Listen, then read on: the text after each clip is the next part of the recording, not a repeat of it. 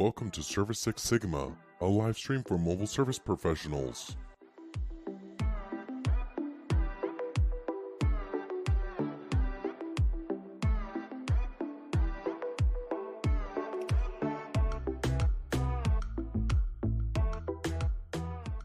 Great news, you're here early. Please stand by as our live stream is about to begin. Thank you.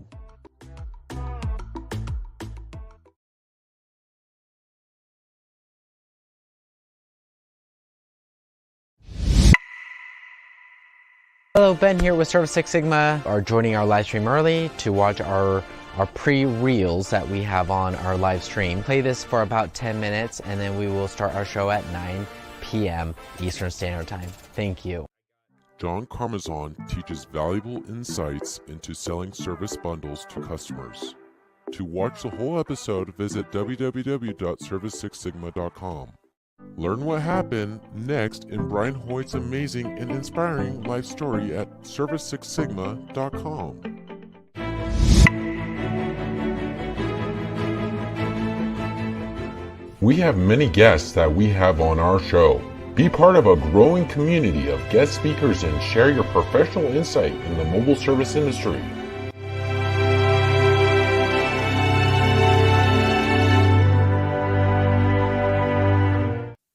Welcome to a free live stream built around 6 sectors. This live stream created for mobile service professionals. We would like to introduce you to your hosts, Ben Bergloff and Perry Tate. Welcome to Service Six Sigma, your live stream for mobile service professionals. We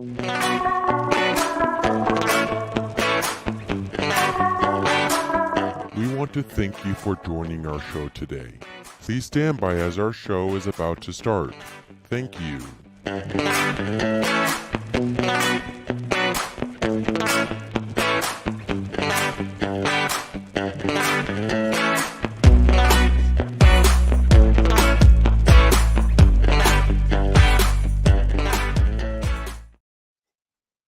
Boom.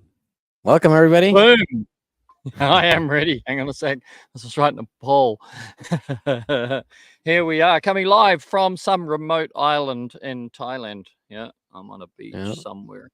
And I've got Beautiful. 4G. And what I'm going to do is explain what's his Service Six Sigma while you work with Paul, getting him on here. That's fantastic. So, Service Six Sigma is an inspiration, I think, just from me and Ben chatting together. And we put it together in 6 days, several weeks ago. So we're up to about episode 40 now. And what it is it's for the service industry. So our plan is, to go across all of the mobile contractor industries and get the guest speakers from those industries, the best we can find, and the Six Sigma part. Well, Six Sigma is actually a genuine business term. It's the businesses that are Six Sigma, called Six Sigma, are like the airline industry and the nuclear industry. I will decline that.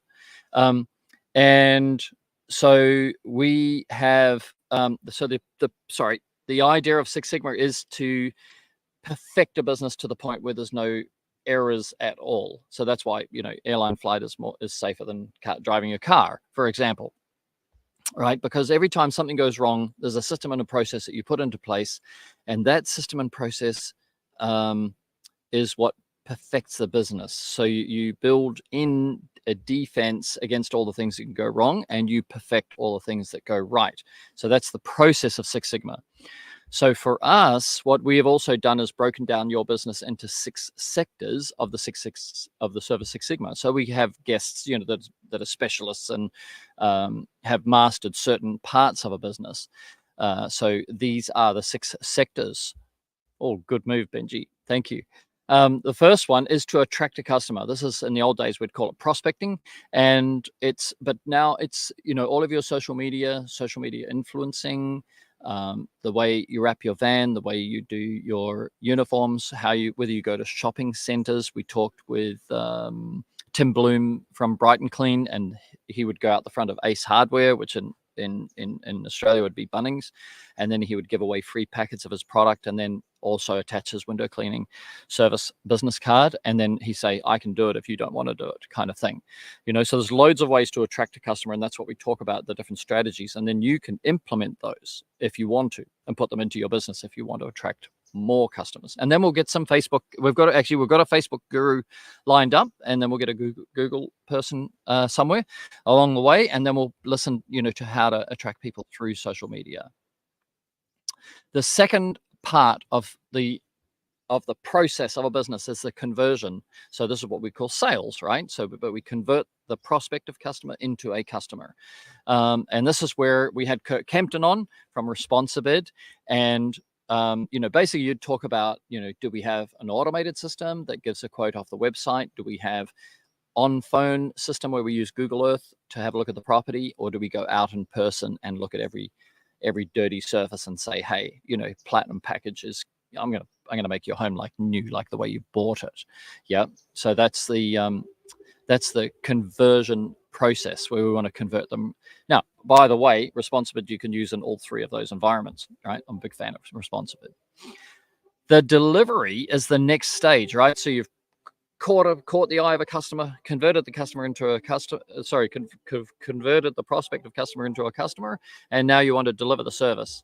So that's where your tools, like whether it's from our side, from Reachit, or from powers.com or powerstore.com, for the and the different guys, Heath Phelps and guys like that, from the pressure washing industry.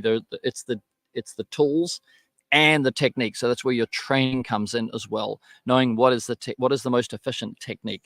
Like when somebody brings out a product that's different to previous products, it will always come with a different technique, because your efficiency is not driven by the tool, it's driven by the technique. What the tool does is allow you to use a different technique. So for example, with our products, Reachit, there's a technique you can use with Reachit that you can't use with a tucker brush, right?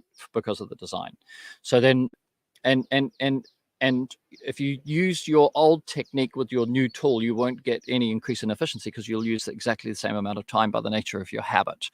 And so you wouldn't, for example, if you in the old days you'd dig a hole with a crowbar, and then a jackhammer came along. Well, you don't use a jackhammer like a crowbar. You don't throw the jackhammer at the ground, right? The jackhammer creates a whole new process. And but you'd sweep the floor with a broom, and then a vacuum came along. Well, you don't use the vacuum like a broom. Or if you go back, when I say go back in the West, but you see it here in Southeast Asia, you'll see somebody cut grass or cut sugarcane with a scythe or a machete or something like that, and then then somebody comes up with a machine like a lawnmower or ride-on mower or something like that. Well, you don't use a lawnmower like you use a scythe. You don't go swinging it through the grass, So the tool and the technique go together, and that's the delivery of the service. Because the whole idea, anything can clean windows, you can scrub surfaces. What we do as professionals, we are here to do it as fast as possible. So the customer's going to say, if you can clean that, I'm going to give you this price. Your job is to do it as fast as possible. Yeah, the faster you can deliver the service, then A, the least inconvenience you are to your customer, and B, the higher the hourly rate that you get for the service that you delivered. Now that you've attracted a potential customer, turned them into a real customer, delivered the service, you need to control. So you can start with a notebook, you can switch to an Excel spreadsheet, and then eventually you're going to end up, with a CRM and all sorts of apps, that assist you in managing the business, and also, re-communicating and rebooking the customers, right? So that's the control sector.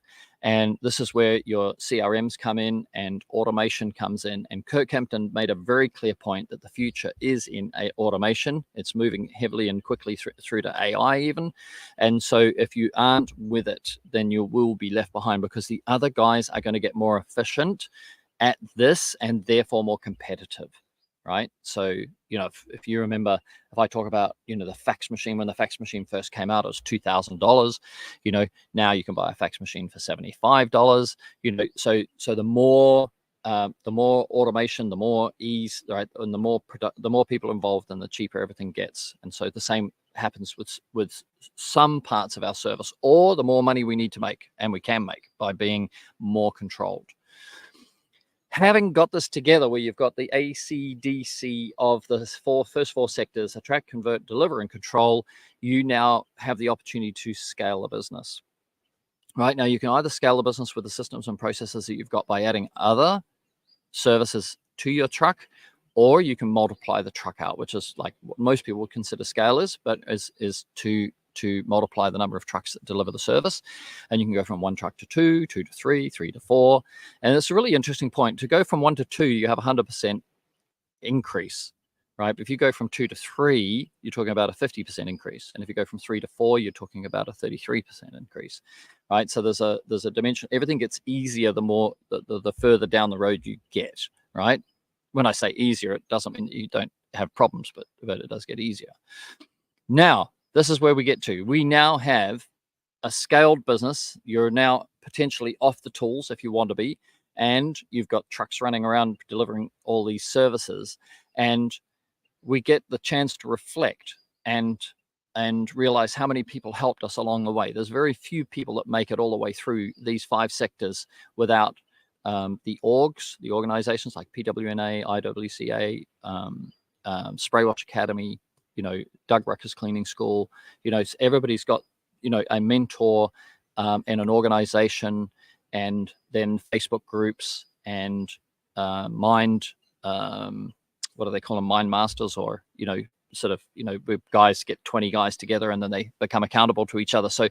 So everybody's got somebody who's helped them along the way, and it's those guys that we love to have as guests on this show. So by the way, if there is anybody that you want to recommend to us, then drop a private message to me or Ben, and we will approach them and see if we can get them on as a guest for you. And then that's their way of giving back as well. Like it's one way. And then we've got an amazing podcast. If you look at Pour No More, you look at Brian Hoyt from Boise, Idaho, and he gives back in a completely extensive way, because he actually gives back to his community, because his community supported him. He was genuinely poor. It's a great podcast to watch, that one. So that is the 6 sectors of Service Six Sigma. And I am going to just check in with Ben. How are we going with finding our guest today? He is here. Oh, he's here? Yes, I was just rabbiting away, and you were here the whole time. You were below the fold. There he is. Okay, so let me introduce without further ado. And I'm sorry I took up a whole chunk of time. You could have been there for a while. No. Okay, just arrived. Okay, so Mr. Paul Finster. Paul and I go back 20 years or something, I think.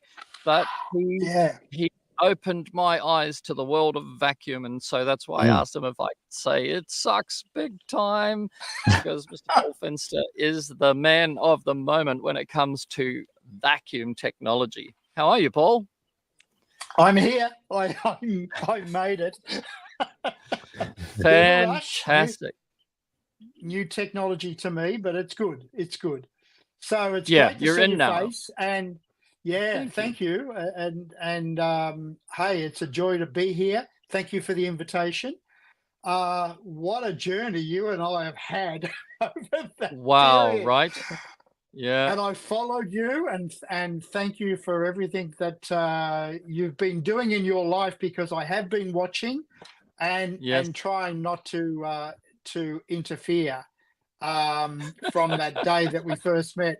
And unfortunately, my partner at the time went, "No, we don't want window washing." And I went, "You're a bloody idiot."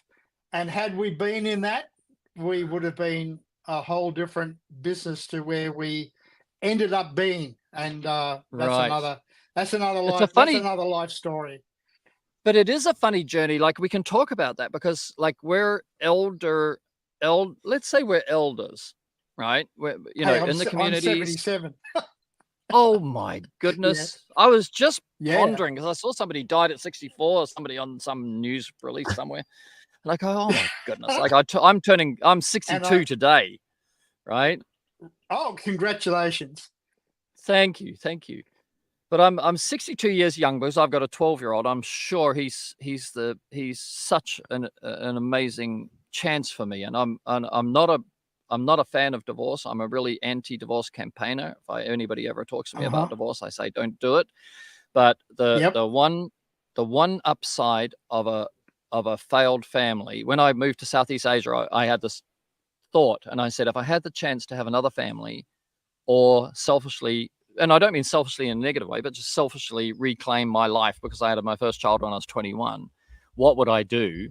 And I said I'd have another kid, right? Because I have had so much fun with Harrison. If I could do that twice, I would just be the happiest guy on the planet. And, 3 months later, like a typical foreigner in China, I got another kid on the way. That's Yeah. And what a blessing. I've watched Oliver's growth Right. through Facebook, and what a Yes. fascinating young man. I'm looking forward to meeting him. Yes. So I'm I'm Yes. now living just down the road from, I presume, your sister. I'm not too sure, but do you realize No, where I that's am? North Lakes? no, Jill, is that is it? Juliana? Juliana, yeah, She's not my sister. She could be. Like, I love her to bits, right. and I stay with her every time we go to Australia. Because she's got two kids the similar age, Sebastian and Canterbury. But we are just the best of friends for 30 years. And she's wild like Yeah, me. She's an absolute cowboy, right? Cowgirl. yeah, yeah, yeah. With Wild, the horses. Yeah, recreates yeah. herself continually. Amazing woman. Great. Yeah, Well, next wow. time Well, you're you've got to over, meet we'll her. catch up. Yeah, but we'll Yeah. hook you up. Well, you know, One day you can yeah, stop somewhere and say hi, because she's got an yeah. incredible son, Sebastian. I'm saying this particular son because he's older, and he is very much into the horse industry. So he can ride dressage, Yep. but now he's on the races. I don't know what they call him now, but they walk the horse. So he's like all dapper in a Hmm. suit, and he's beautifully spoken. Highly intelligent, left school at 14. Do Wow. you know why? Wow. He said No. 50% of the class is troublemakers interrupting the teacher. 40% of the class is the teacher trying to help the kids that are struggling to learn what she's trying to teach them. Right. So, obviously drawing the class forward is the lowest common denominator. Sure. So he said, for every Yep. 50 minutes that I'm in class, 5 minutes, I learn something new. What am I doing? I might as well go out and work. Mm. Yeah. Right. Wow. Yeah. Yeah. He's amazing. Yeah. He's getting his passport. He's going to come and live with me for 3 months. So Oh, me and good. Ollie. That'll be great. Yeah. Yeah, you Yeah. follow this boy too, Yeah. Sebastian Kent. Yeah, amazing Yeah. kid. And he wrote to me this morning. He's the first Great. guy who wrote to me happy birthday. Yeah, Well, great I'll put boy. it in my diary. Yes. Yeah, there you go. Yeah, this is so incredible, this reconnection with you and I. Just amazing. Because, Yep. I've had my ups and downs since I first met you. And, Yes. maybe that's another time that we can talk. Based on Ben's face right now, he's going, "What's going on here?" Oh, don't worry about Benji's face. Benji's got to run a whole backstory on everything. Yeah. But here's the thing, Paul. If you're an entrepreneur, well, I love Winston Churchill's definition of failure. He said, the person, a successful person is a person who can fail and fail and fail again and never give up. Yeah. Something like that. You're I might be 100% paraphrasing right. it. You know what I So mean? We pick Yeah. our little, booties up, and our pants have dropped to the floor, and we pick them up, put them back on, and start something new. So here's my reaction to your comment. My life is like a bus journey, and I'm the driver. Some people get on, some people get off, and some people are there for the journey. And Yeah. the ones that are there for the journey are the ones that you can really, really count on. And that could be family, but not Yes. necessarily, or it could I be agree. a close friend. Yes. But friendships are only related to very good communication.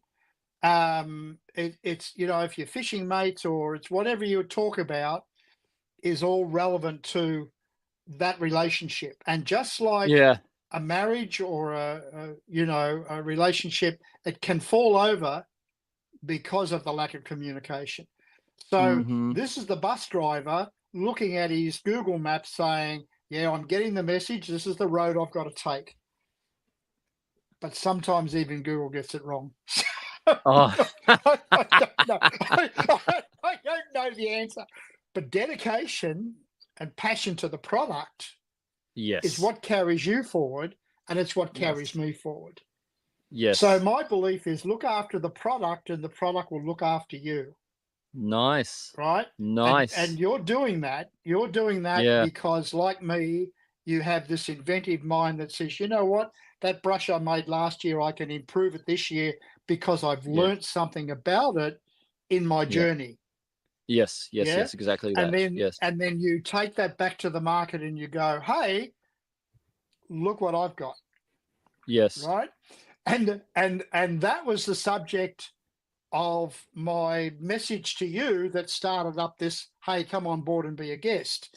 Because Yeah. I said to you very clearly, you know, it's fine to have the product, but every bastard that when you make it look easy, they go, oh, I can do that. Truth Yeah. of the matter is they can't, because they No. can't get in here. They can look Yes. at drawings, they can look at a sample, they can look at a working model, Yeah. they can look at a Yeah. video and go, yeah. So do you want to talk about what I want to talk about? Yes, sir. I do. Yeah. I do. How it sucks. Okay, so I started my little business model in '79 after a divorce. And it's really crazy because my wife left me for the next door neighbor. Why? Because I was so focused on supporting my family that I worked bloody hard. My focus was totally on where's the next dollar coming from? What have I got to do to achieve that? Yeah. And I'm a traveler. I'm a hands-on, eye contact traveler.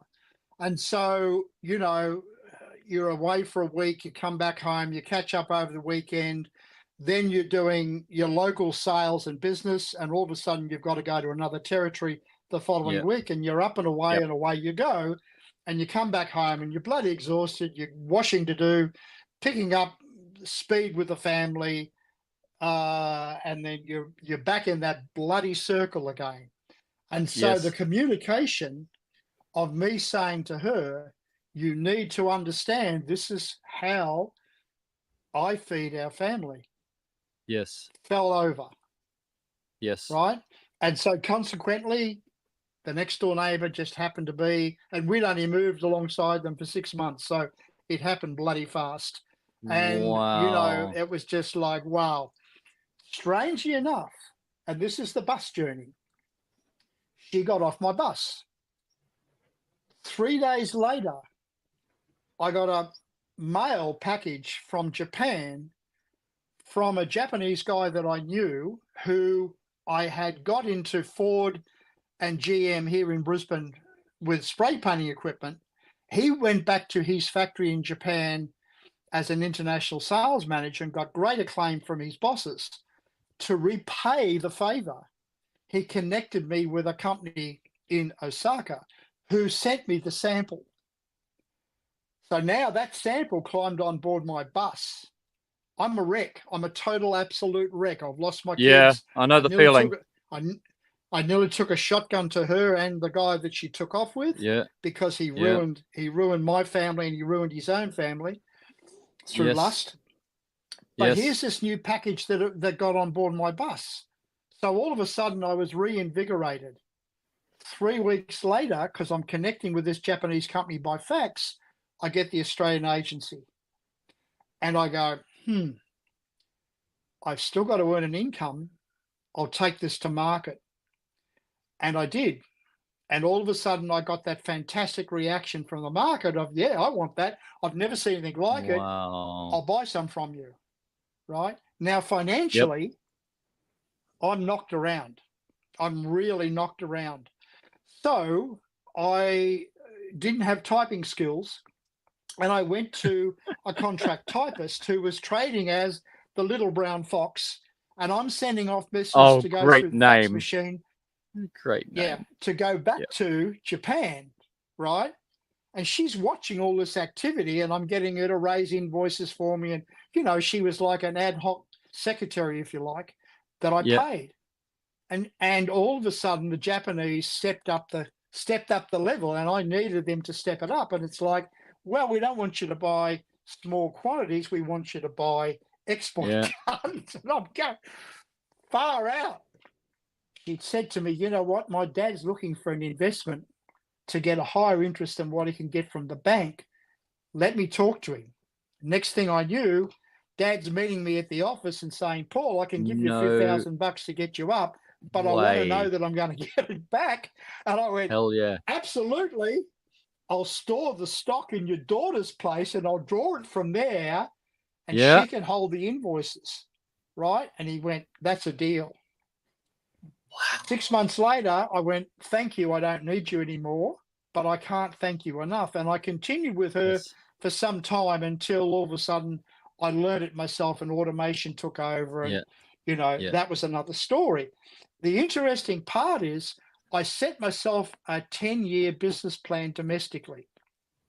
And I went out on the road with a car and caravan, and then what become my fiance and my second wife. And away we went. Best 6 years was working the wheat belt in Australia during the 80s.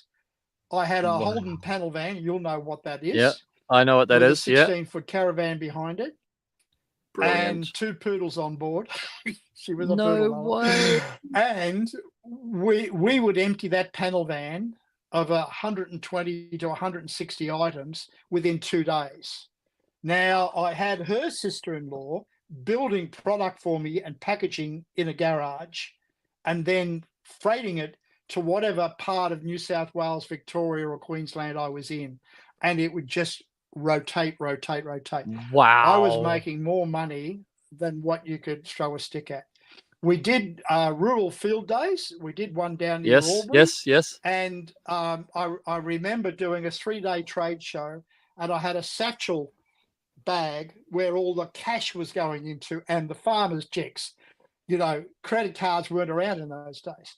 And subsequently, I remember, because we were living under pretty tough conditions in this industrial bloody paddock, and we packed it up, and we went into Albury, and I went, I've got to get you a really nice motel because you've worked hard and I've worked hard. And there was a new one in town, so I booked the room, and it was like big money in those days. I got inside the room and I took off my muddy boots and jeans and stripped off my shirt, and she's looking at me, and I'm going, I've never done this in the life, but this is the first time. I unzipped this bag and emptied it on the bed, and all this money just kept on spilling out. And I jumped into the middle of the bed. I went, wow, look at this. And that was just, and she did the same thing. Off come the blouse, the bra, the whole lot. Bingo. We just had such the greatest time. And the following day we went shopping. I bought her a new dress and some other things just to, get the love life back on stream. Yeah. So we kept that up, and we switched back into industry. What was the product, Paul? What was the product? I called it the Wonder Grain Gun. And I don't know whether I've got one close by. Yeah, I have. Hold on a minute. Oh, brilliant. The Wonder Grain Gun. Yeah. So in the end of the day, the Japanese product got hit by product out of Taiwan and China, and the price become prohibitive. So part of my mental thinking was, and has been, in my industry, make it in metal first, prove the market. If you can get the numbers up with metal, then switch to another mode of manufacturing. You've done that with what you've done. Yeah, now we use 3D as well for it, Oh my God. I'm fascinated with 3D. So what this is compressed air comes in through this little port here, and this trigger on. It's a adaptation of a conventional blowgun, right? So you can see it's got a bore. I'll get the camera right. There's the bore. Right? Yeah. And so what happens is the air travels up here and through a component on the inside. Let me see if I can take it out. This is what Paul does when I go to see him. Yeah, I developed this. Starts taking This shit is the apart. this is the Venturi. Yeah, we're technical guys. If you've ever emptied water out of a bottle, you get the bottle full of water and you turn it upside down. And what happens is it goes glug, glug, glug, glug, glug as the water goes out.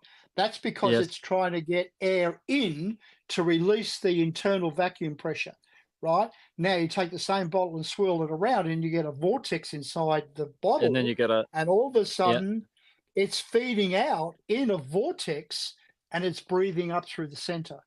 The interesting Yes. part is the diameter of the neck of the bottle changes the flow.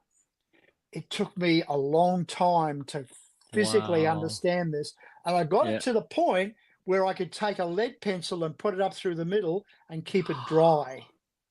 So Oh, I took this basic Japanese principle and I developed it to another level that even the yeah. Japanese hadn't considered, right? And Yes. when we go to some of my Photoshops, I'll explain how that started to really gain momentum. So, first 10 years in Australia, and probably about, let me think, about 8 of those years, this is the only thing that I sold, nothing else. I just flogged this to the point where whatever. At And one what are you moving? stage, What are you moving? Because you call it a grain gunner. grain, You're grain, moving grain? yeah.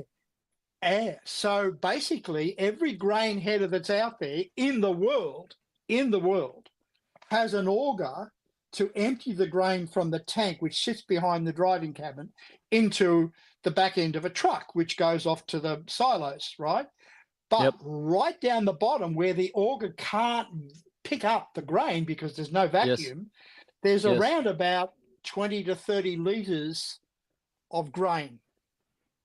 And the farmers have to empty this out. Now, they can't discharge it in the paddock because in a rural situation, you may have a paddock that's full of hard, hard grain wheat, and the next paddock it's soft grain wheat, right? Or you may have Right. a paddock full of sorghum and a paddock full of corn, and then a paddock full of wheat. So what they've got to do is they've got to get into the tank and they've got to somehow scoop it out. Well, I've seen guys pick it up with their hands. I've seen dustpans.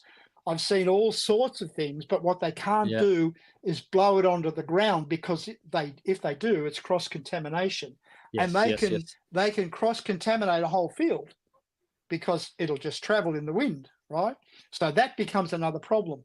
So effectively, I put a hose on the back of this with Yes. a grain sack, right? Just a polypropylene woven sack, and tied it off with some baling cord and filled the sack, right? Now, when they wanted to blow the header, that little component I took out, if I Yes. switched it around, it would draw atmosphere through the back end and blow it out of here in volume rather than a pinpoint of air, which you normally get with a conventional blowgun.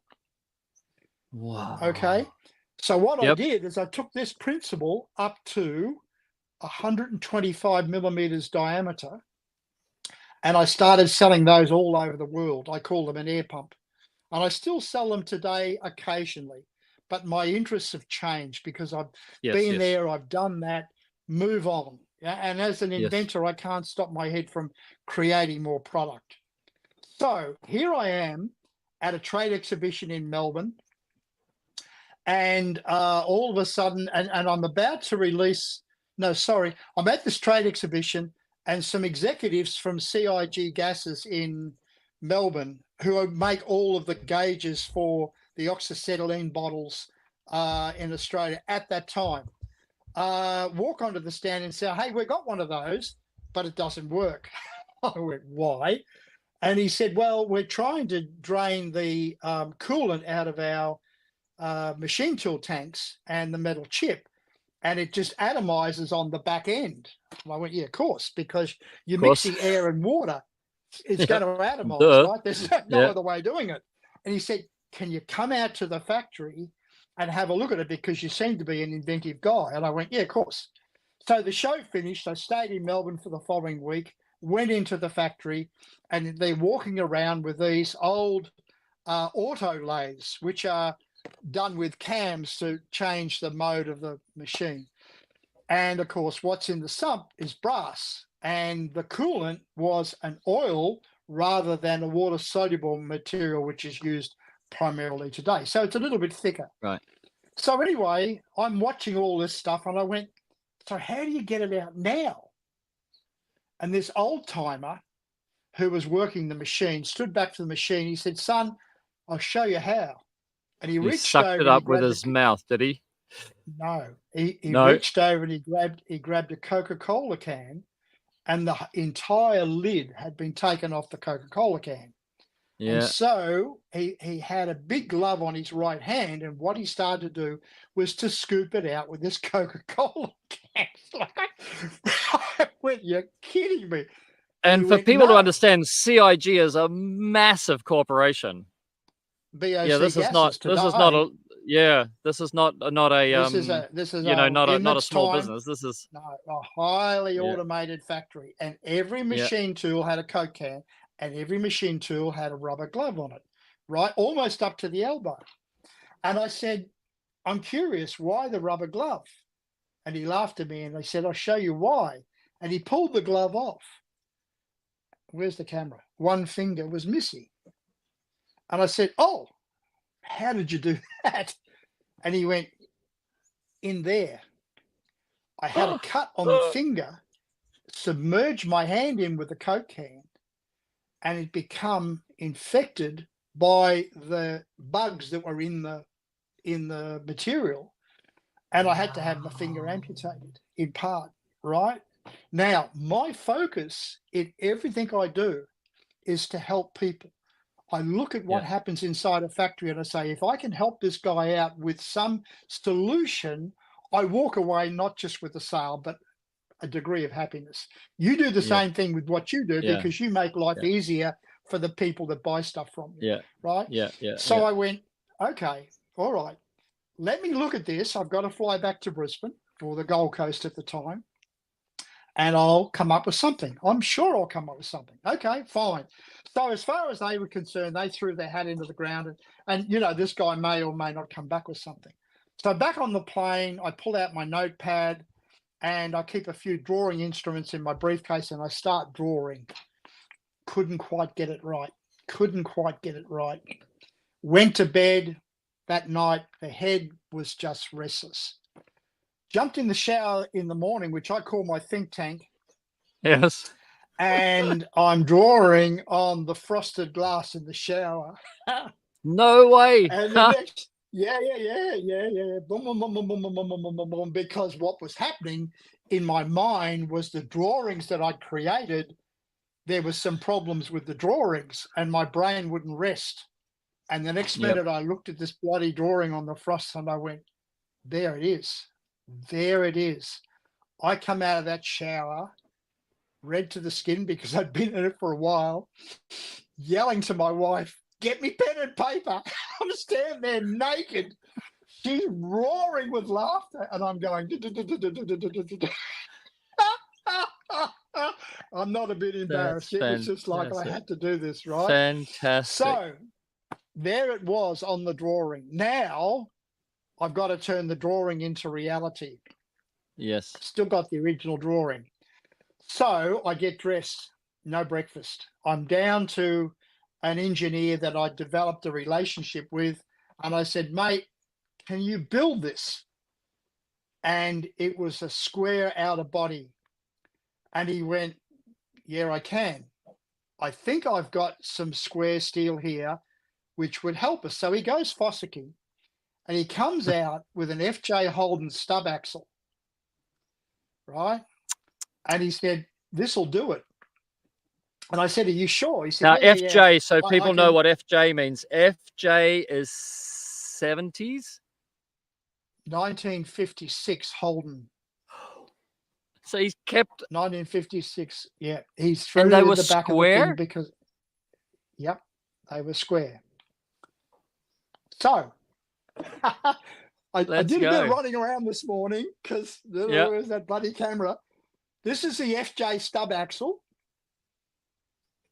goodness me. There's the exhaust end. This is the Yeah. compressed air end, Yeah. right? And this is the intake. It's an offshoot of the pistol. There you So go. what's inside here is what I showed you, that little black thing before, in a miniature form.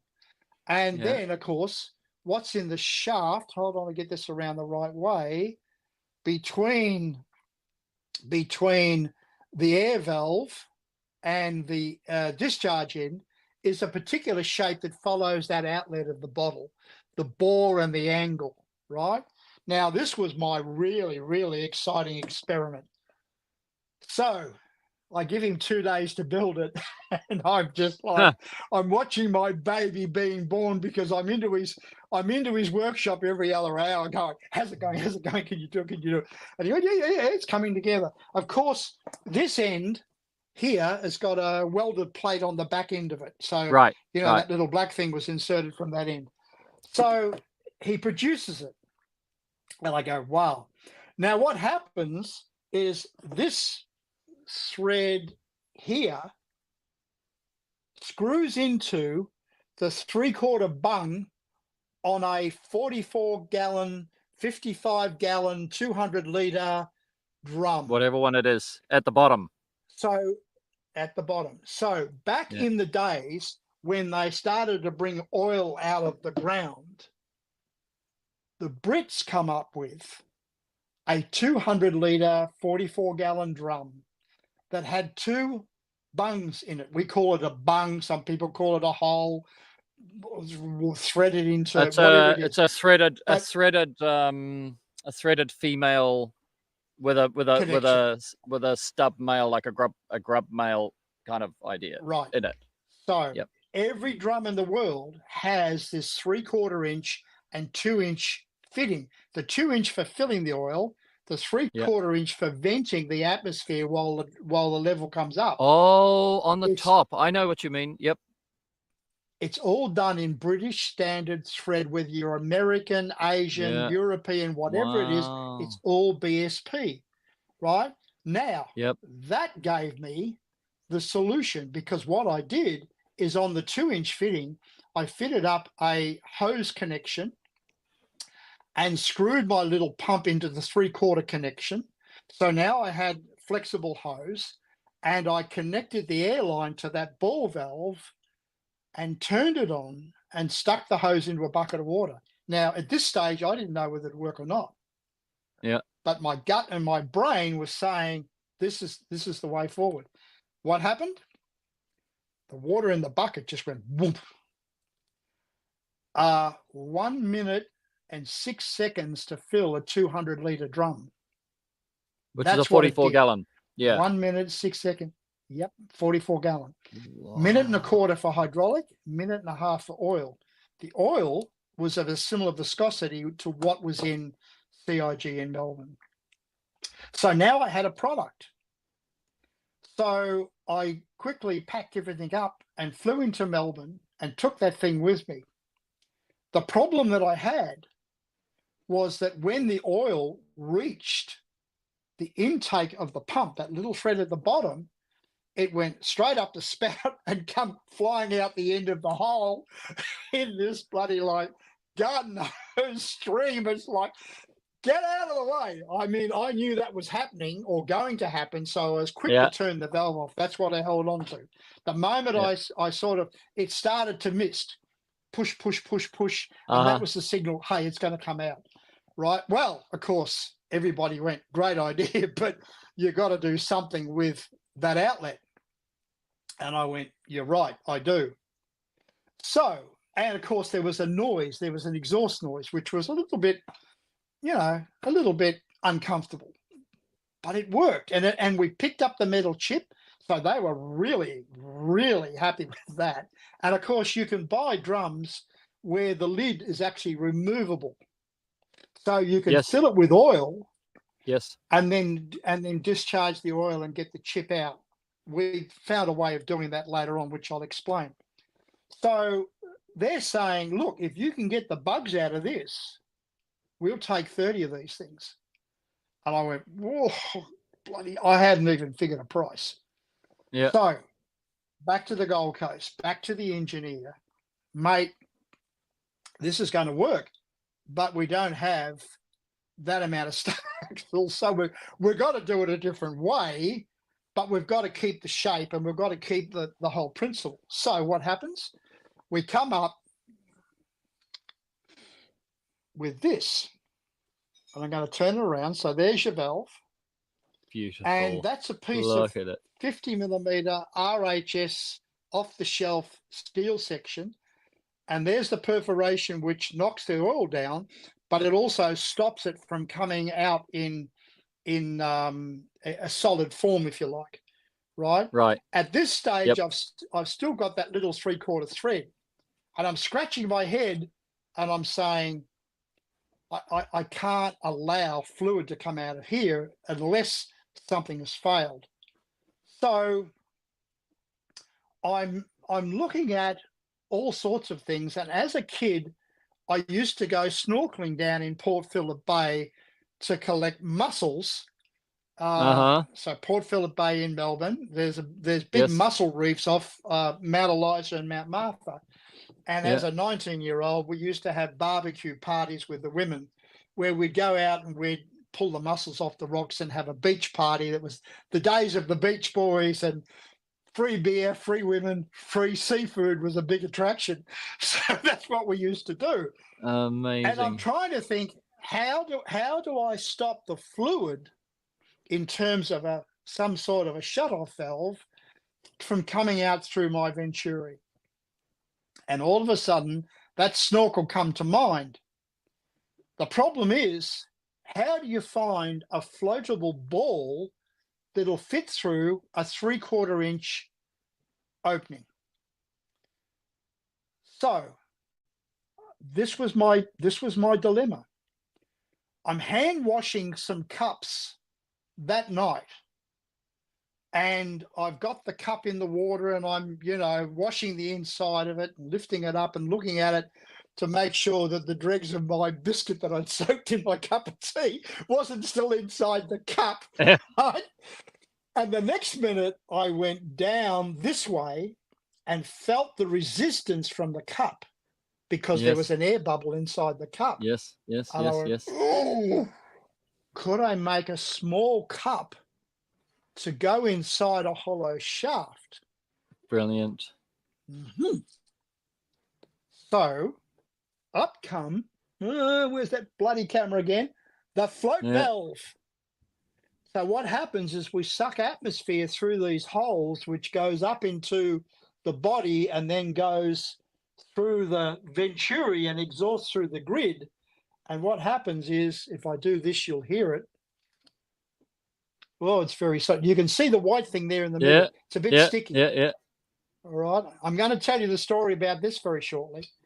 So all of a sudden, this valve with a little taper on the end fits into a matching taper inside. And as it raises, because it had to be precision made, it shuts off the flow completely. That signals that your drum is full, because now your hose is not picking up anything. Right? Yes. Really, really, really, really simple. And I went, jackpot.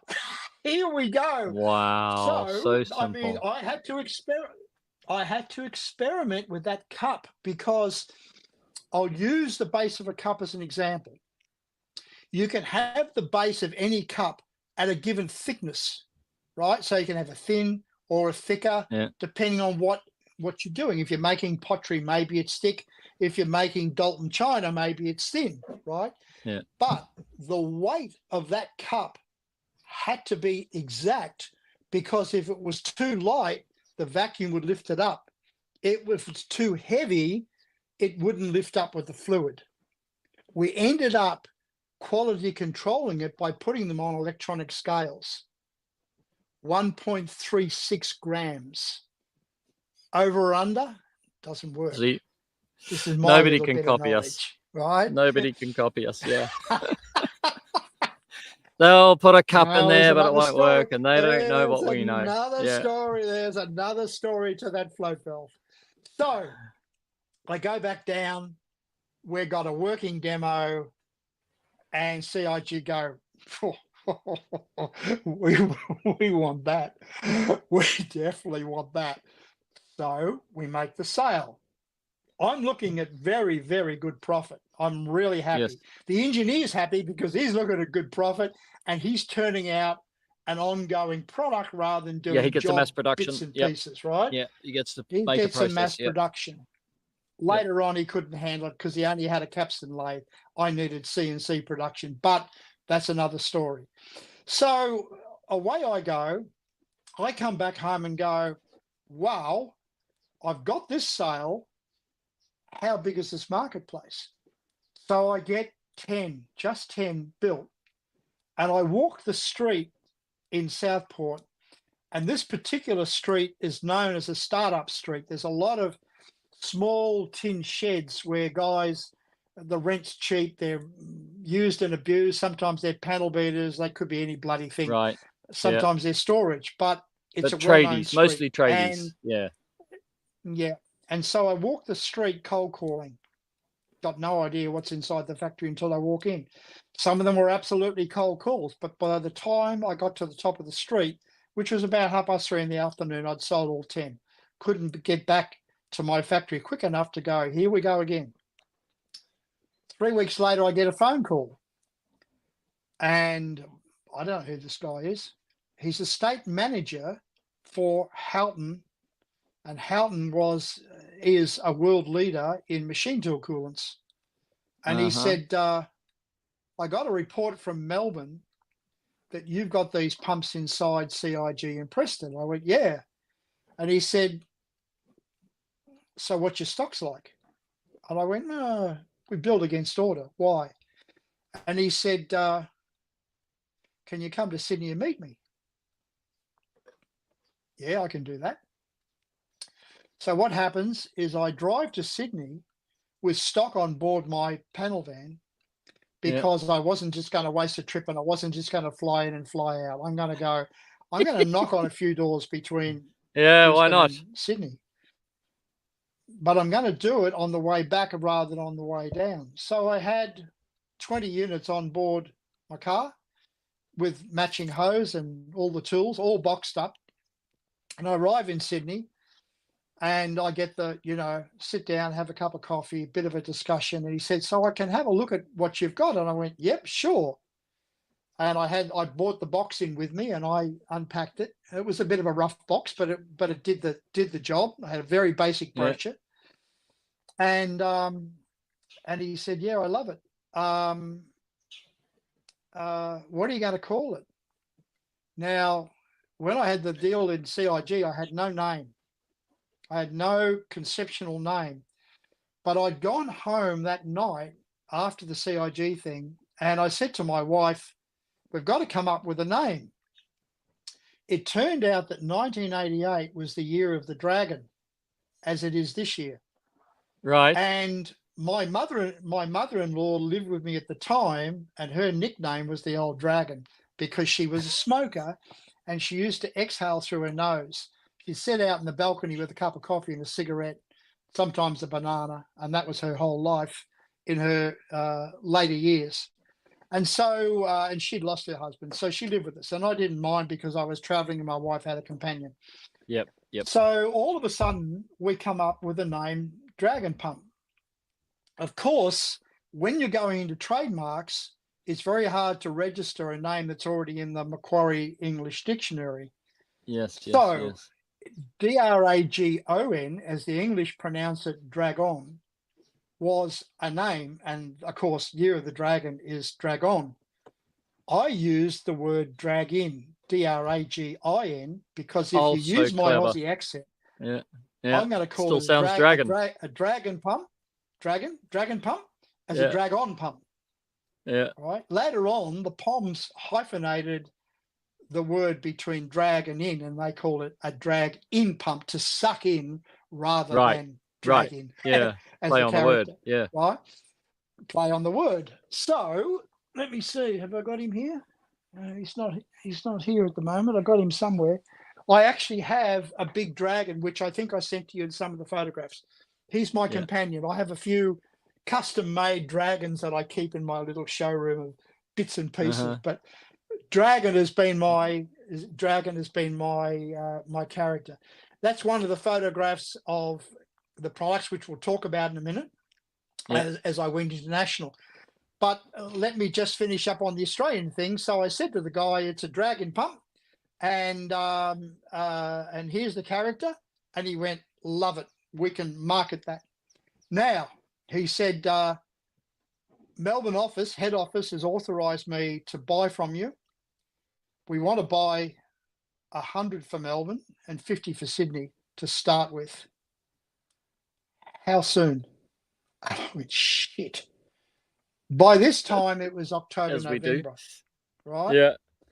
And he said, we're going to run a promo and we're going to advertise it with a pallet load of our coolant. So that's 4 200-litre drums. Great. And we may give it away or we may sell it, but we're you know, we're going to inbuild your price to the product. Yep. So go back, put it together, and see what you can do. And I said, I got 20 in the car. Do you want those now? And he went, yeah, we'll take them from you straight away. So off I went. And of course, now I've got to find CNC production and I've got to ramp this bloody thing up. And I've got to finance it, which was really good fun. So, of course, I found my CNC man, and with a bit of quality control, we got it built and we met the deadline. What I didn't predict was the deal in Melbourne, because the Melbourne reps cleared the 100 units in a week and a half. And Sydney wasn't far behind. Right. Late November, early December sales, and thank God. And then they wanted to pay you 60 days, or did they pay you up front? No. What I got was cash on delivery. That got me out of, because I had the exclusivity. I could demand the terms. This is what I keep telling people: is don't credit disables you. You think you've got a customer and that's enabled you, but credit disables you unless you've got loads of money. But I've never, all my inventions have never had loads of money. Me too. Use other people's money where you can. So what happens is we get over the Christmas period and they're back on board again. And this time we've offered an incentive to the sales reps in conjunction with Houghton. And of course, the sales reps responded. We gave them, I donated $15 per item. Houghton matched that, so $30 per item. The reps could turn, 10 units in a day. They were getting $300. They're laughing. Brilliant. They're laughing. So away we went.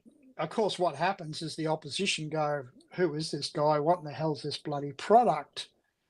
And what happened then was the Australian Engineering Exhibition come up in '89, and I applied for a stand and I put it on the stand. Next thing you know, I've got guys hovering over it left, right, and center, and I went, wow, we're away. We won most innovative product for the year at that show. So I got credibility. That same month, so directly the week after, an executive arrives from Houghton in the United States doing a traditional, we're dropping into the Australian office to see what in the hell's going on and how they're going and maintaining sales. And Houghton rang me and said, can you fly into Melbourne and meet this guy?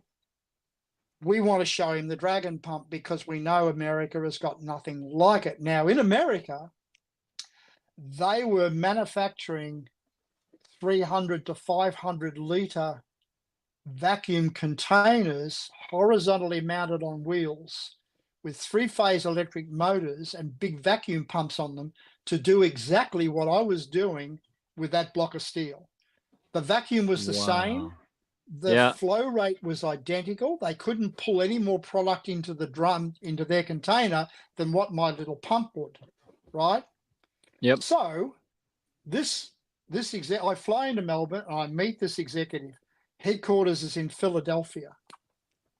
And he went, Paul, I absolutely love it. But he said, the decision isn't mine. it's up to the guys in the States. How do you feel about flying into Philadelphia and meeting the people that count? Because I believe we can take this right across the US market. I got no experience in export, but I'm game. Just like you were game to fly from Sydney to the Gold Coast to show me your first brush, I'm game. Yes. It's a big risk. That's but true, I got right? the money now. Yeah, That's it's what true. I did. That's what I did. Yeah, you do. I remember that day so clearly. So the next minute I say to my wife, I've never been outside Australia. I don't know how this is going to work. And she said, well, we need to go to Flight Centre and figure out what the cost is going to be for a starter and the best way to do this. Now, we're still pre-internet. Computer isn't in the marketplace just yet. We're relying on fax machine. All of my work to this date had been done on Yellow Pages. I'd go into a town and I'd look up Yellow Pages and I'd find the classification that suited the market I want to sell to. That's how I got around, right? And it was a word-on-word, eye contact type of business. Some people today call that or see that I'm a dinosaur. I'm not a dinosaur. I've just got better skills and experience than the guys today other than electronic experience. But nevertheless, so what happens? Flight Centre said, well, if you're going to go to the States, fly in and fly out of Philadelphia is just a waste of time. Why don't you do a round circle around the States on a visitor thing, and it'll work out a lot cheaper for you. Nominate 5 cities that you want to go to. My wife said, well, I've never seen New York. And I went, no, neither have I. And so what happened was, in the lead up, through the fax machine and through a little bit of help, I managed to find a guy in Toronto. I managed to find another company in, let me think for a minute, Detroit. Chicago, got to be Chicago. It'll come to me. Yeah, not Chicago. No. But anyway, it'll come to me. And so the end result was we flew to Philadelphia. We arranged the whole thing and we flew into Philadelphia. And all I had was the 2 products, the gun and the Dragon Pump. So, and in a Qantas onboard briefcase thing, that was my sample kit, right? We got the hose and the other bits and pieces inside it. And so we flew into this meeting in Philadelphia. We booked a hotel as close as we could to some sort of convenience. Of course, at that time, I didn't drive on the opposite side of the road, so I'm down to public transport. Yeah.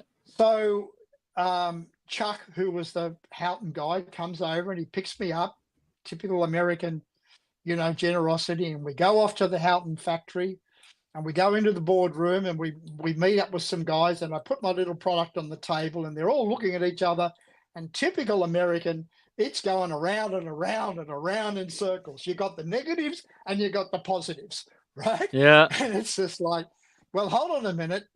Our business is all about coolants. It's not about equipment. And Chuck says, but to get the new product in, we've got to get the old product out, which become a catchphrase that I held on to later on. Brilliant. Part of my sales pitch. Yes. Right? So, okay, away we go. We had the discussions. We had some lunch. 3:00 in the afternoon, Chuck takes us back to the hotel. My wife was with me on this particular meeting. She just sat in like a secretary taking notes, right? Yeah. Bit of an artist, so she was doing drawings on her sketch pad, not taking notes at all. It was all up here. Right. But we filled them. We filled them as only Aussies can. And we go back to the hotel. So Chuck goes back and he said, Paul, I'll be in touch. Stay in the hotel. I'll telephone you and we'll go from there. So the following day we're sitting around going, bloody hell, what's going on? It's like hatching an egg. 3:00 in the afternoon, Chuck rings and he said, Paul, I'm sorry, but they're not going to take it on. Oh, no, you're kidding me. He said, no. The company policy is to produce. He said, some of the sumps that we've got here in America are as big as swimming pools, and they don't use 200-litre drums to pull it out. They use these big vacuum tanks. And I said, well, Chuck, how much are these vacuum tanks? He said, oh, starting price is probably $25,000 and they go up from there, depending on the size of the tank and the power of the motor and all the rest of it. I said, but Chuck, you know, in Australia, engineering shops sometimes are no bigger than a three-man business. And he said, but we're talking Boeing Aircraft Company and we're talking Ford Motor Company. We're talking people of that nature. They're not small businesses, Paul. And he said, the truth of the matter is distributors look after the small ones. We look after the big ones. And so we can't see us selling this to resellers because you've got to recover the debt, you know, it doesn't work for us. And I went, shit. So that afternoon, I'm just like beside myself. I've spent this money. Yes. We had hotels lined up in other locations, but I put a whole week into Philadelphia. So I'm in a hotel and I'm stuck there going, what in the bloody hell can I do? And of course, my plane ticket meant that I could only fly to the next destination on the given day. Yeah. So my wife, God bless her, slapped me around as only women can. She just got stuck into me. And she said, Paul, you've faced this before.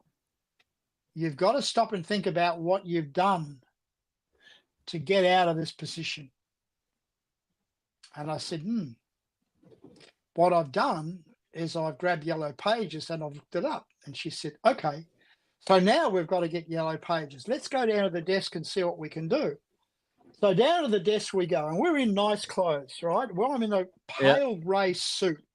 My wife is in, because it's semi-winter, my wife is in winter clothes with soft leather boots almost up to her knee. I mean, we're dressed to the hilt. Yeah. And the area that we're in is not that great, but it's okay. So we go to the desk and we say, can we get Yellow Pages? And she said, sure. So it come from underneath the desk, and the bloody thing, where's that camera again, is this thick. And I said, so this is all of Philadelphia? And she said, no, this is just for this suburb. That's all we have. If you want Philadelphia, in total, you're going to have to go to the central post office in the CBD. Okay. Can I have a look at this book? And she said, yes, but you can't take it away from here because I may need it. So I opened the book. And of course, we were in a suburban area. There was no industrial factories. No industrial. There were no links, right? Yeah. So now we need some snacks for the room, some soft drinks, whatever. So we give her back the book and we say, can we find a supermarket close by? And she said, yeah, okay. But I said, I can only walk there. So she said, yep. She drew me a mud map, 2 blocks. My wife looks at me, I look at her. Of course, we've got our wallets with us and our credit cards, and we went, okay, we can do this. So off we walked. Turned out that it was in a black area. And we walked into a jeans, t-shirt and sneaker supermarket with possibly a black population who gave us the most ugliest looks that I've ever experienced in my life. And I've worked in many countries around the world. And we got our stuff and got out of there and realized we were, overdressed. Yes. Yes. So the following morning, we've got to go into the What CBD, year is this? and we find, by the way, this is 1989. Right. And so this is a very troubled. By the way, there's a very troubled year. This is the year of Tiananmen Square, and there's also a year of a riot with the just all bridge. sorts of shit going There's some on. famous bridge that where a load of people who've got coloured skin got shot for the fact that they weren't happy with what they were getting. Same year. So anyway, we go to the desk, we get the bus, and we go into the city. We find the central post office. We go in. We ask about these telephone books, and the guy said, "Yeah, they're over there on that counter." We go over there. There would have been 50 or more books just sitting there. It's like, how in the bloody hell do we even decipher which book to pick up? Wow. So you have to start somewhere. You throw a coin in the air, it comes up heads, and it says, well, that one. And that's the one I grabbed. And we look it up, and fortunately, there was an area map just inside the cover of the book, which showed us basically where we were. And we had some paper maps that, of the town, of the city. Yes, yes, So yes. bit by bit, we managed to define where we were. And so we go, okay, here's where we are. We can't buy the book. So now we've got the notepad and we're writing down names and addresses and all the rest of it. One of them stood out. And by getting the map, we found that if we left the post office and walked across the street, that the street we were in was the same street where this particular reseller distributor operated from. And it was called High Street. Who would give? High Street. Yeah. Right? What we didn't know was that High Street went for 50 odd miles, because if you look at the map of Philadelphia, it's all cross grid. It's not diagonal. So this went from the center of town way out to the suburbs, and the bus line operated on this street. So I got no idea. We had US dollars cash, so it was like, okay, here we go. No advance phone call. I'm looking at the size of the ad and the products advertised in the ad of this company called General Engineering. So we get on the bus, and this is this bus journey that I talk about. So away we go. And on board, and we're nicely dressed. I've got the pale grey suit again. My wife's changed her top, but she's still got the same skirt and boots on. And we're on this bus, and well-dressed Americans are on this bus. Along the way, they start to get off, and we're sitting about halfway down on the right-hand side of the bus. And so people get off, well-dressed, suits, clothes, whatever. And we notice that a different dress code is coming on board the bus. So the bus continues to stop and start. All of a sudden, the dress code is changed. Now we're into t-shirts, jeans, sneakers. White population. Now the white population leaves, and we've got a black population going on board. Doesn't bother me. But we've also no, because we don't have a racist upbringing in our country. There's racists, but we just didn't grow up with it at all, did we? I don't see the color of a person's skin. Oh, me neither. I see what's in their heart and in their mind. Thank God. Thank God. So anyway, yes, agreed. The first driver, I had said, I want to go to this address in High Street. And he noticed it, and he said, well, sir, when we get there, I will let you know. He said, but along the way, we're going to change drivers. So I will let each and every driver know that this is the address you're looking for, because I understand you're from Australia. You've never been here before. I'd explain my position. So eventually, the new driver, who's now black, said, sir, and he's looking at his mirror and waving his hand, we're at 1294 High Street. You've arrived. So we get off, and people are watching us. Along in the last 15 minutes, on the footpath, there are burnt out cars with no tires, with the boot and the bonnet up in the air, and totally burnt out on the footpath. People are walking around the car to get along the footpath, and my wife is in panic stations. And the shops and the buildings are just shot to pieces. Like, they are a mess. Some boarded up. She gets off the bus and she said, Paul, I'm totally uncomfortable. Let's walk across the street and get another bus and go back. And I said, no, I've come this far. I'm not turning around now. We're going to find 1294. So fortunately, there were numbers on the locations. I found 1294. Base windows with a door in the middle. The windows are all covered. You can't see into this building. It's got brass numerals, 1294, above the door. That's the only way I found it. So what do? Knock, knock, knock. I wait. No answer. She is watching the street, so she's got my back. Yeah. And she's elbowing me, going, "We need to move. People are staring at us." No, no, no. Bang, bang, bang.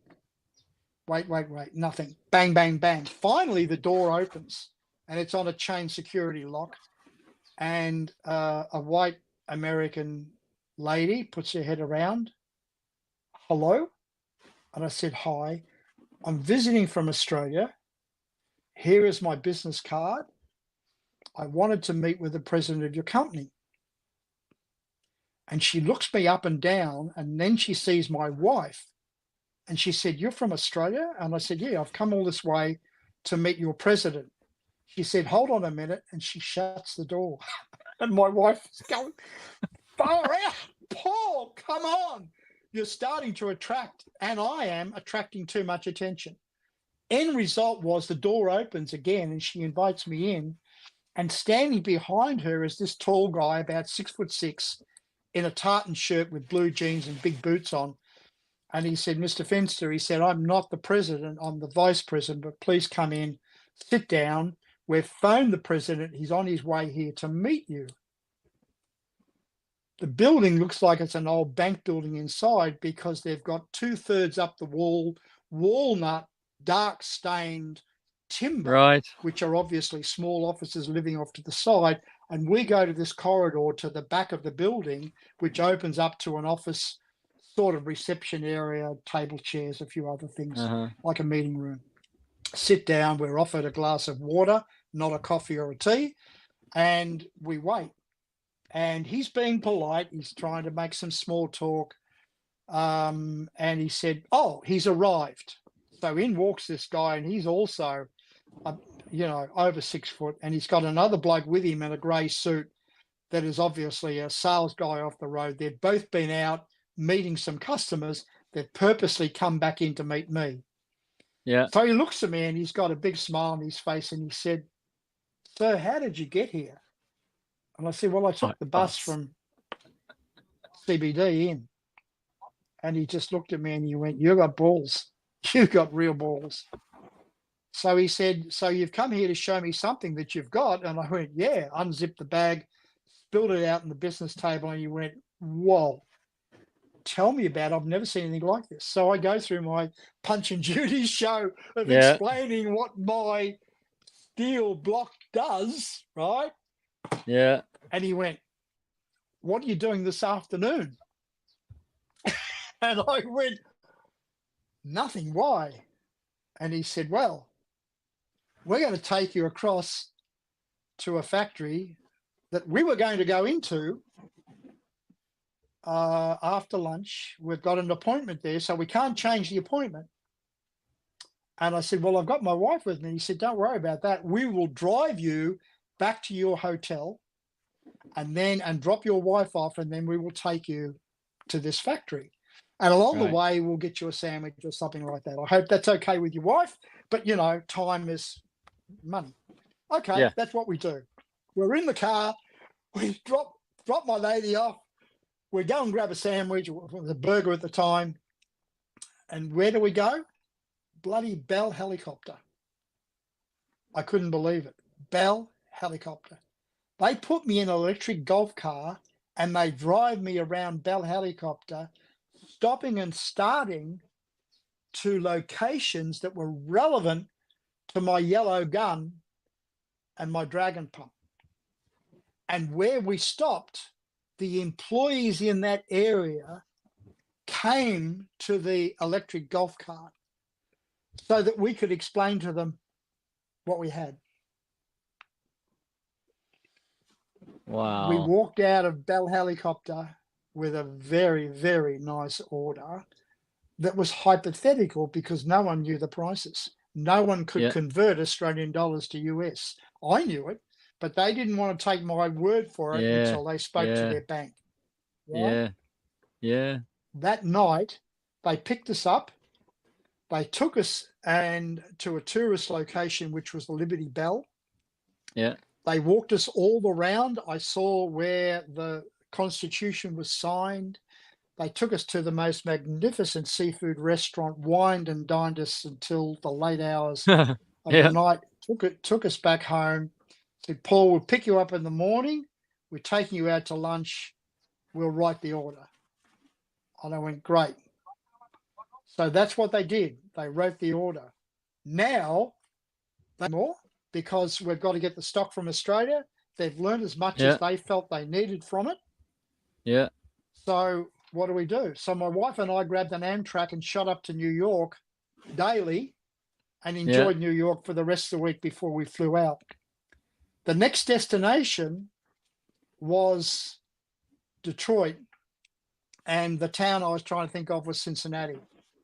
Right. So we go to Detroit, and all of a sudden I went to a few places. In one day, I spent $125 one way in taxi fares and $125 back. The taxi driver just went, I'll wait for you. I love your Aussie accent. He was making good money. Yeah. Right? Yeah, exactly. And yeah, he was making good money. So I did a few sales calls, and I had a few experiences which would take too long to explain. And you know, we'll do that another time. And the following day, I grabbed a hire car, and I drove to Cincinnati, and I met up with a company there, and they bought 100 Dragon pumps off me. No way. Based on a presentation and one demonstration, they took 100 Dragon pumps off me. The guy in Toronto that I'd made contact with by fax machine, who was a recommendation from Houghton, drove into Detroit to meet me, because again, I couldn't leave Detroit because I had the airline ticket. Round robin ticket. Yep. So he drove into Detroit and stayed there for a couple of days, and he bought 50 Dragon pumps without a demonstration. So the end result was I flew back we went on to San Francisco, and we just had some fun time. I flew back into Australia with my sales teams, which now was 3 people, and I had the equivalent of 6 months domestic turnover in my hands. In that year, I went from a domestic turnover of 120,000 to $1.2 million. Because I didn't rest on that trip into the States. I went back in again, specifically to LA and San Francisco. So 1.2 million in that first year of trading. Amazing. Talk about overheating, my godfather. Yeah. You know, the house mortgage just went through the roof. Everything else went through the roof.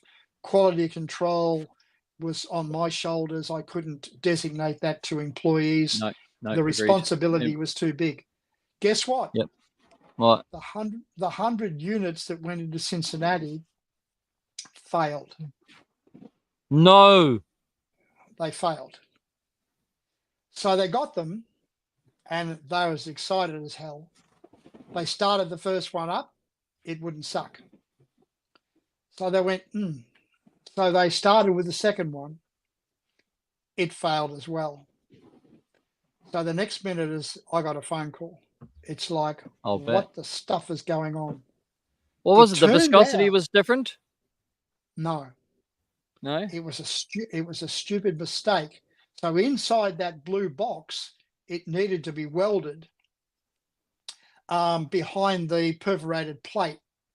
What happened was my welder got lazy and subcontracted the welding to another guy who come in after work to do the welding of a night time. Oh, I hate this.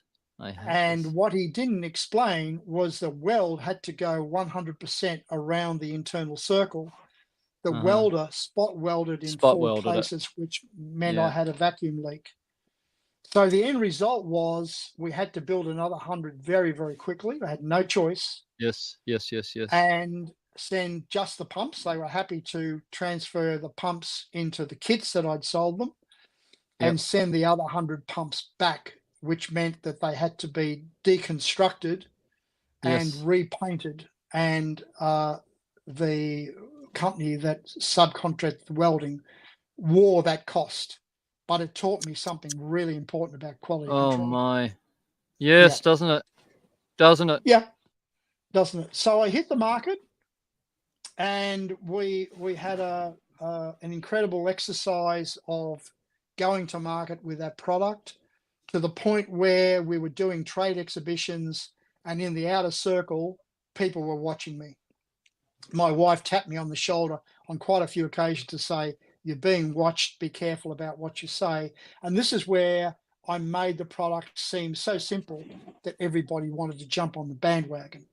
So that meant when I was back in Australia, I started redesigning the product, and that brought me to this thing here, which is what you've seen in the photographs. Look at it. Now, had How I beautiful is it? I put a patent on this bottom end, I would have stopped 100% of my opposition from entering the market. Yes, yes. I was yes. so focused on the internal workings of the Venturi Yes. that I overlooked the most simplistic part. No, we did of the exercise. same. We did the same. Yeah. We did the same. So one of the things that taught me in working around the world was patents are important. Design registrations are far more important, because people try to break a patent. But like the Remington shaver that had 3 rings on it, you know, I liked it so much I bought the company. Yes. You can keep the bastards away a lot easier with a design registration than what you can with a patent. Wow. Because a patent can be changed 10% and all of a sudden it's not a patent, right? Now I'm looking at a company that's in opposition to these earphones with a little hook over the ear, because, you know, sometimes my earphones pull out. They have 30,000 patent registrations. How do you support manufacturing and support applications for 30,000 patents in a global market? You can't. So what you've got to do... It's like hundreds of thousands of dollars to globally protect one idea. Yeah. So what you've got to do is build your product and then build the opposition to it and hold that opposition in reserve for what you have, you have, right? Yes. So my personal experience now is I've got a lot of knowledge on IP and registrations and trademarks. And a lot of guys go out there and they go, "Oh, if I can get a website, that'll be my business name. And I'm okay because I've got a website and my website will hold me up." Guess what? If you've got a trademark, you can actually take away that guy's business registration and own his product and his business, because the trademark is the king on a chessboard. So for all of the people that are out there that are clients of yours that say, "Oh, I'm going to register ABC window washing," and ABC means something. So Adam, Brad, and Charlie get together, right? It don't work, because you can register a trademark called ABC window washing, and if no one's grabbed it, all of a sudden you own their business. Forget the website, because with a trademark you can ask GoDaddy or anybody else for the website to be taken down. So there is power in the way that you go. Now let me talk about that power, because what I was very quick to do, thank God. How are we going for time? Okay. We'll at the end of the story, I'm going to go to part 2, and then we'll have you back real soon. Okay. All right. You want to do that now or not? What do you reckon, Ben? Because we're at 90 minutes, so 90 minutes is the longest we've gone. We've gone 90 minutes. Yeah. Wow. Yeah. Right. Yeah.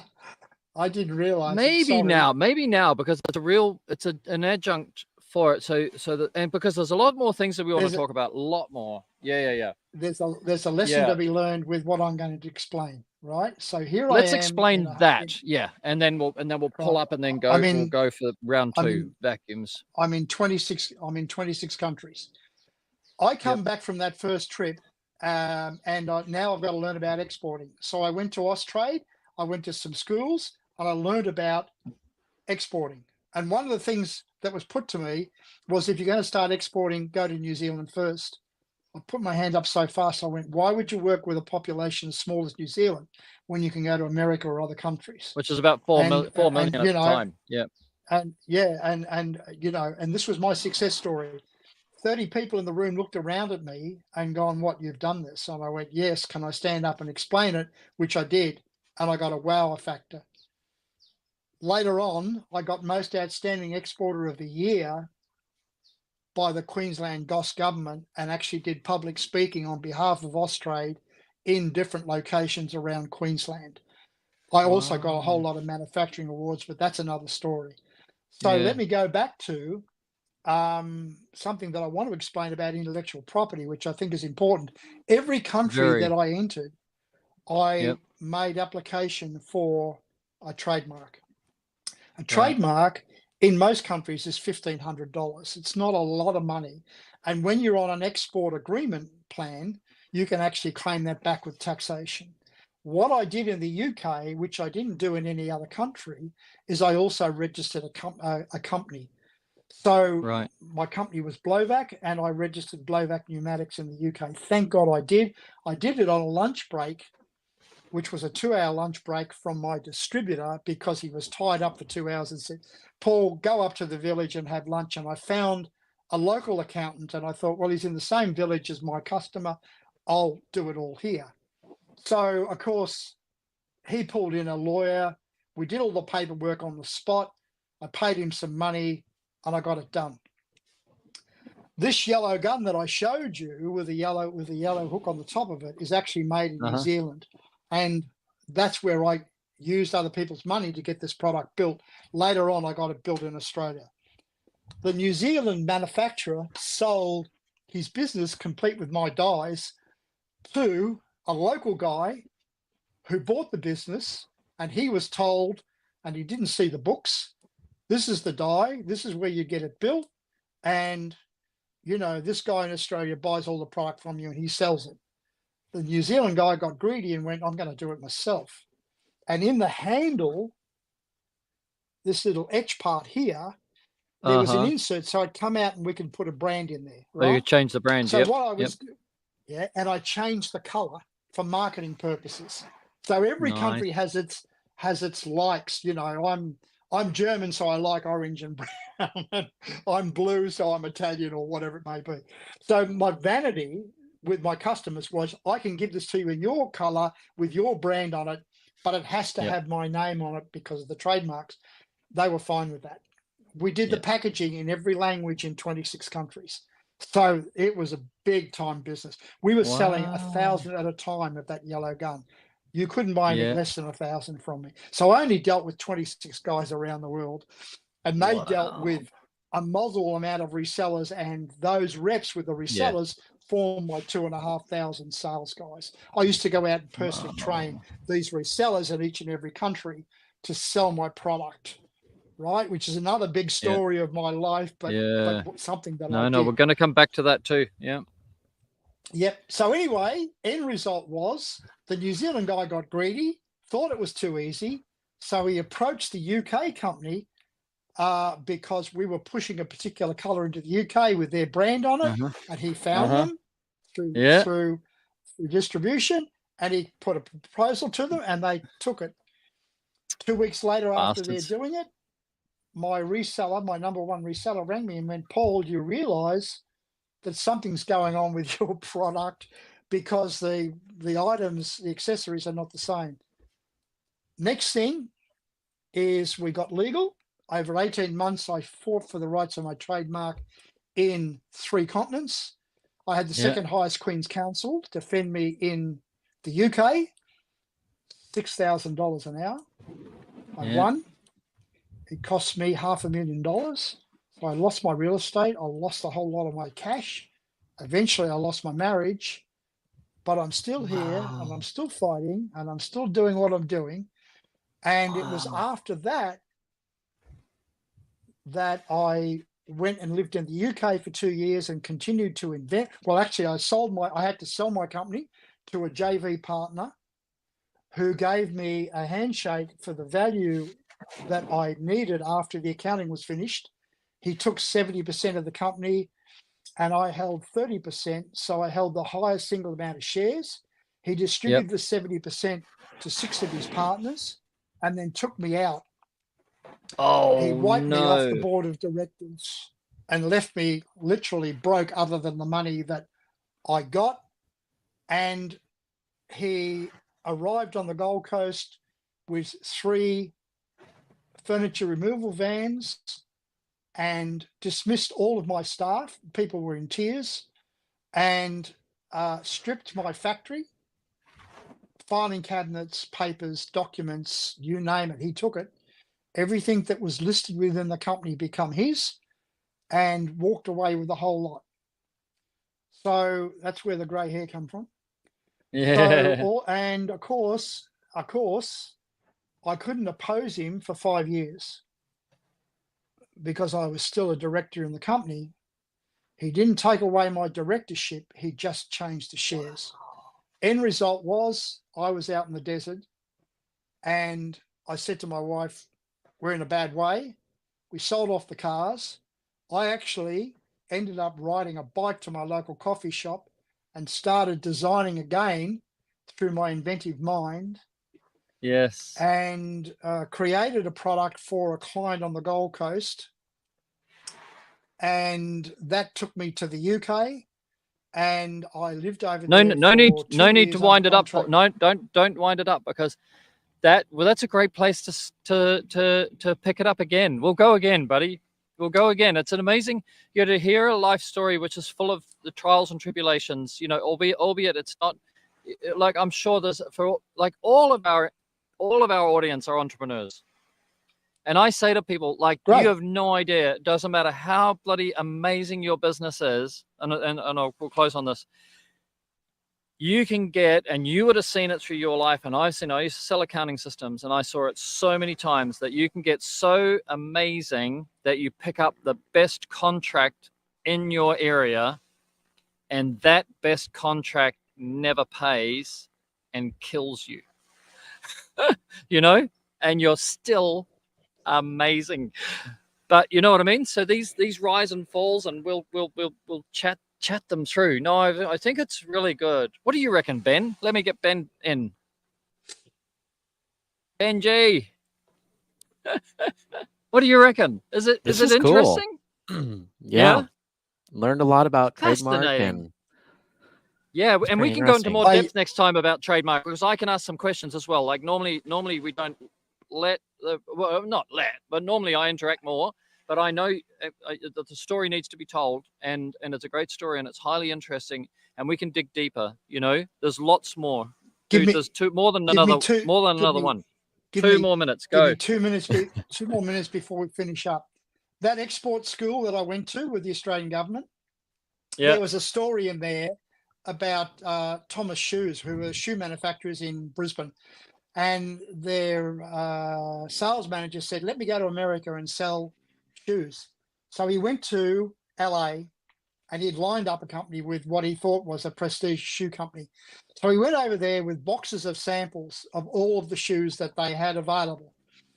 And the American buyer went, man, I love your prices. I love the quality of these shoes. Let's sit down and work out an order. And of course, the sales manager would go, let me get my order pad out. And he went, right, what do you want? He said, I want 10 of each of every size of every shoe that you manufacture. And he went, we can do that. So he took the order, and he come back to Brisbane. He went, yoo-hoo, look what I've got. And the accountant and the managing director and the board of directors were in the room, and everybody's going, wow. And the accountant turned around and went, we can't do it. We cannot do it. And they said, why not? And he said, because we've been manufacturing for the next 3 years. And he said, and we can't finance it to supply it within the time frame that you want it. So there's a story there that you can sell too big, just as easy as you can sell too small. Yes. Right? So in selling, so we'll come to that too. Factor, because time is your factor. You and I know the relationship this. How much money? Well and truly. No, but so that's the thing. So, once we complete the Paul Finster story, we can then do the disassembly of it, where you and I go back, because you know I've had the rise and falls as well. You know, I've had 105 people work for me at one point. You know, so we've had the rise and the fall and the conclusions and the this and that, and then young guys like Benji and young guys that are 50, you know, they can pick up what we're putting down, because the world's turning into a pretty difficult chapter. You know, with the American hegemony being challenged by the polarity of the world, and there's there could be some really difficult times coming, and our conversations about the difficult times we've been through, people will be able to listen to and go, okay, and they don't need to understand it, and they don't need to believe it. Like, they'll believe it that it's our truth, but they don't need to believe it's relevant to them. Sure. But when this next adjustment to the global situation happens, they'll be able to pick up and say, oh, maybe this is what Paul and Perry were talking about, because we've been through some really difficult chapters. Hello. And you have to be able to pick up your pieces. And that's that like, I will not finish interviewing you once a week until we've got to the point where we can clearly help people understand how to pick up your pieces if you drop your marbles and you don't know where they are, right? I'm thinking Peter Pan. For Ben's sake, I've come from the years of teletype all the way through to how the hell do I connect with these guys in the world? On what we're doing now electronically.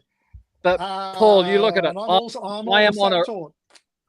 I am on a beach on a remote island in Thailand that took me 2 hours to get here. You know, get out of the way, Perry. And he still got cell service. I'm watching you. I've got cell service. I'm watching you, Perry. I'm watching you and your maps on Facebook and your journey. And I just would love to have a one-on-one conversation with you away from Ben and all of this other stuff. Because, let's come to Thailand if you want. Come and have a holiday.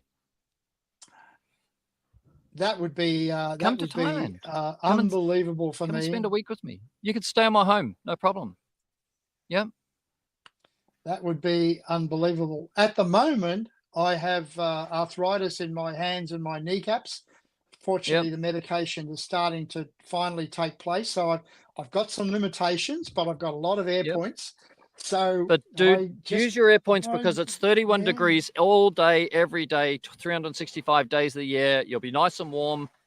The pools are at 29 degrees. The ocean's at 29 degrees. Everything's warm. It's good. And medication here, by the way, medication here is a fraction of the cost of the West. Fraction. You can find your medication here, maybe, and you might pay for your air trip that way. I could imagine. Okay. All right, hey, you never Peace know. Out. Yeah, you never know. No, but we should. It's and so I'll talk to you on. I'll talk to you on Messenger, buddy. I love your story. There's so much more. I don't want you to accelerate it to get it out. I want it to come out as it happened, because it was beautiful to listen to and fascinating.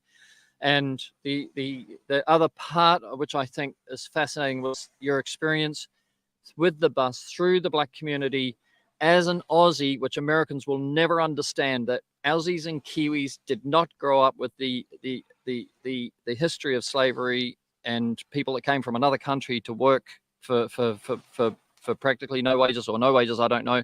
And we just didn't have that. And so we don't have that in our brains, and we just don't see what other people's, what they see. We the British did slavery. The Irish were the first slaves. They will, so like, don't ever think that, it's all about, black and slavery and history. It's the Irish were the first slaves. And then when wars happened, they'd go and grab a bunch of Irish men and send them off into the war and say, you're fighting for Britain. They were cannon fodder. That's right. Yeah. Cannon fodder. So anyways, there's loads we can talk about. Okay. I'll book you straight after this. I'll book you for one day next week.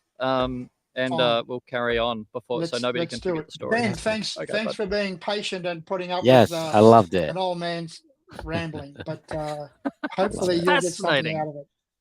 No, I'll know exactly where to pick up, and Ben and I will talk about it, where to pick up, and we'll give you a reminder and say this is where we're going to pick up. So Benji, if you listen to the last 10 minutes and look where we accelerated, just make some little notes of what Paul was trying to accelerate through, and then we'll give those notes back to Paul, and we'll take it slowly from there. Yeah. Okay. All right. Take care, guys. Right, and thank you so much. Okay. Appreciate it. Bye-bye. All right. Take care. All power. See you, buddy. Thank you for watching or listening to another Service Six Sigma podcast. If you enjoyed the content, please like and share with other mobile service contractors. We live stream daily, Monday to Friday at 9 p.m. Eastern Time. All previous podcasts are available for viewing at service6sigma.com. And for listening on your favorite podcast channel, just search Service Six Sigma. See you next time, and you have an epic day.